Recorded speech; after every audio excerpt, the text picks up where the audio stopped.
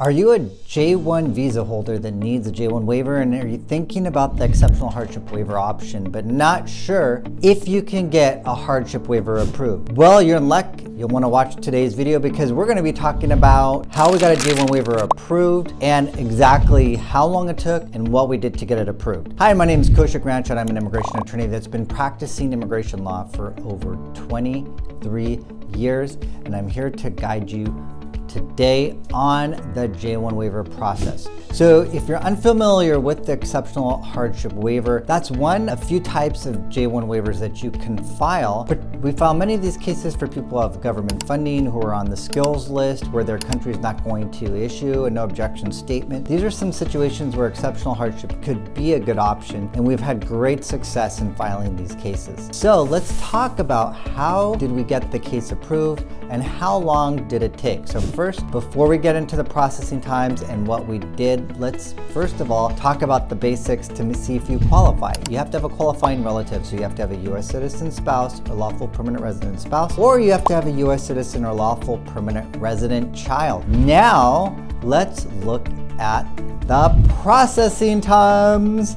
We filed the case April 21st, 2023 with USCIS and Department of State. Department of State processed the case on May 4th, 2023. Department of State processed the I-613 on July 25th, 2024. And then Department of State issued a favorable recommendation on September 12th, 2024. And USCIS approved the case on October 18th, 2024. So you'll see that this case took about a year and 6 months to get approved. Now let's look at how we did it. In this case, the qualifying relative was the U.S. citizen's spouse. Our client was from the Philippines and she was a Filipino teacher. We do many J-1 waiver cases for teachers from the Philippines. One of the reasons is because it's so difficult to get a no objection statement from the Philippines government. In this case, we demonstrated hardship if there was relocation, if the U.S. citizen had to relocate to the Philippines, or if they were separated. So where I see mistakes in these applications is where there's not exceptional hardship demonstrated in both situations. And that's what USCIS also likes to attack in their RFEs. They may say, okay, well, we see hardship in one situation, but we don't see it in both situations. Where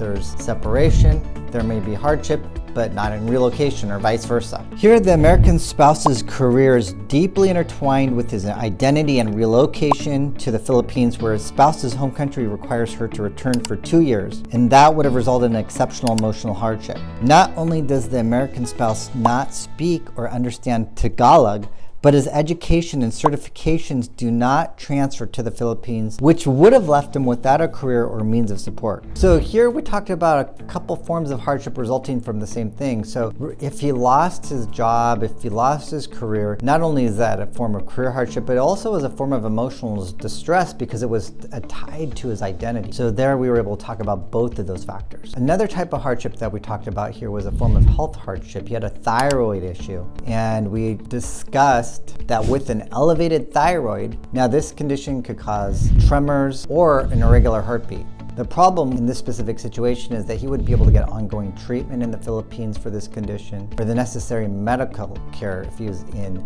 the Philippines, because his health insurance does not cover overseas medical expenses. This left the family with no viable option for maintaining his health in a foreign country, creating an additional layer of hardship. Now, we also talked about how relocation would have also posed significant challenges for their daughter that was born in the United States, so this was another qualifying relative as well. The U.S. citizen's spouse unpredictable schedule made it very difficult to be able to provide child care for their child if they were going to be separated. With such an intense work schedule, he would not have been able to provide the consistent care the American child needed.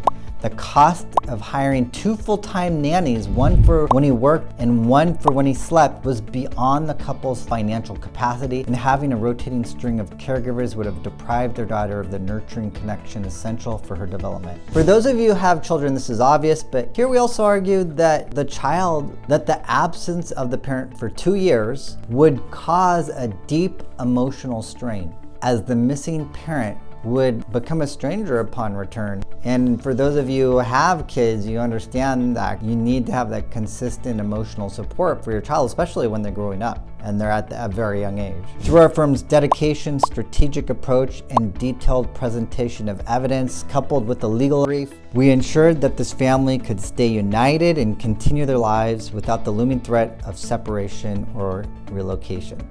So we were happy we were able to get the case approved. We're grateful that the family trusted us. And if you have questions about your case, feel free to connect with us at 916-613-3553 to see if you may also be able to get a hardship waiver as well. By watching this video, you're bettering yourself. By bettering yourself, you're bettering your family. And by bettering your family, you're bettering the world. Thank you. Bye for now.